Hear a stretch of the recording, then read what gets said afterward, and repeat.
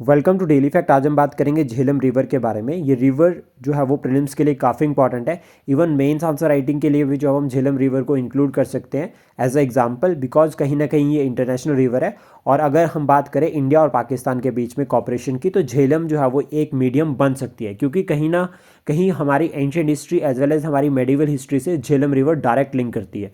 अगर आप हमारे साथ नए जुड़े हो तो आप हमारे इनिशिएटिव को सब्सक्राइब कर सकते हैं और साथ में शेयर कर सकते हैं। तो सबसे पहले हम बात करेंगे झेलम रिवर के बारे में, बेसिक यानी कि ओरिजिन, प्लस उसके बाद हम कुछ इंपॉर्टेंट इन डेप्थ पॉइंट्स को भी डिस्कस करेंगे। तो हमें ये याद रखना है कि झेलम जो है वो one of the tributary of Indus river, और इंडस रिवर यानी कि वेस्ट फ्लोइंग रिवर्स जो कि अरेबियन सी में फ्लो करती है, इसमें से झेलम जो है वो चेनाब को ज्वाइन करती है। देन चेनाब जो है सतलुज के साथ मिलकर जो है वो इंडस रिवर को ज्वाइन करते हैं और फाइनली ड्रेन होते हैं अरेबियन सी में। तो ये क्लियर होता है और मैप पॉइंट ऑफ व्यू से काफ़ी इंपॉर्टेंट रहेगा। इवन अगर हम बात करें लोकेशन वाइज, तो सबसे ऊपर यहाँ पर नॉर्थ से लेकर साउथ की तरफ जो है वो क्वेश्चन एग्जाम में ऑलरेडी पूछा गया है। तो सबसे ऊपर आपका इंडस रिवर आती है, देन झेलम, फिर चेनाब, फिर उसका रावी, फिर ब्यास और फिर सतलुज। तो इस तरह से हम इसको प्रॉपर जो है वो नॉर्थ से साउथ का सीक्वेंस जो है वो लर्न कर सकते हैं। ये काफ़ी इंपॉर्टेंट रहेगा।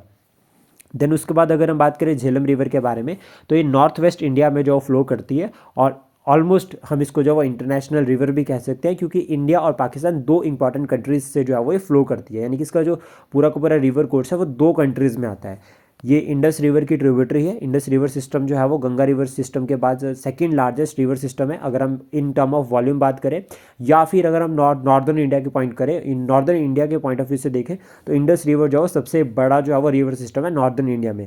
देन उसके बाद यहाँ पर अगर हम बात करें इसके लोकल नेम्स की, या अगर हम बात करें एंशियंट मिडीवर में किस तरह से जो है वो उसको जाना जाता था, तो कश्मीरी लैंग्वेज में जो है वो व्याद कहा गया है, यानी कि कश्मीर में जो है वो व्याद कहा गया है झेलम रिवर को। देन उसका वतीसा जो है वो आपका जो है वो संस्कृत में कहा गया है, इंपॉर्टेंट है ये। देन उसके बाद हाइड्रोफेस जो है वो ग्रीक में कहा गया। और कहीं ना कहीं अलेक्जेंडर और जो पोरस के बीच में जो वॉर हो रखी है, अलेक्जेंडर और पोरस के बीच में जो युद्ध हो रखा है, वो भी झेलम नदी के किनारे हो रखा है। और इंपॉर्टेंट रहेगा कि ये जो रिवर है ये कश्मीर वैली से जो है वो फ्लो करती है, और कश्मीर वैली में वाटरवे का बहुत इंपॉर्टेंट सोर्स है झेलम रिवर। देन उसके बाद यहाँ पर इंपॉर्टेंट अगर हम बात करें तो झेलम डिस्ट्रिक्ट जो है वो आपका पंजाब में, पंजाब प्रोविंस ऑफ पाकिस्तान में जो है वो फ्लो करती है, वहाँ पर एंटर करती है आफ्टर क्रॉसिंग इंडिया।